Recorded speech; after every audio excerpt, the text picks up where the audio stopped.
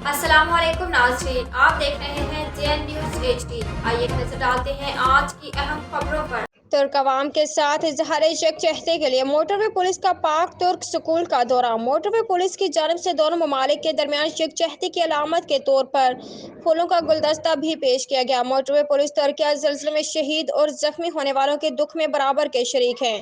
DSP Masroor Ali तफसीलात के मुताबिक DIG motorway central 2 zone Shahid Javed और सेक्टर कमांडर राना मोहम्मद इस्माइल की हिदायत पर DSP पेट 23 मसरूर अली ने पाकिस्तान मोटरवे पुलिस की नुमाइंदगी करते हुए पाक तुर्क स्कूल में मेन कैंप्स का दौरा किया ताकि तुर्क अवाम के साथ इजहार यकजहती किया जा सके, जिन्होंने 7.8 शिद्दत के तबाहकुन ज़लज़ले का सामना किया, जिसके नतीजे में कीमती जानो अमलाक और माशरे को बदतरीन नुकसान पहुंचा।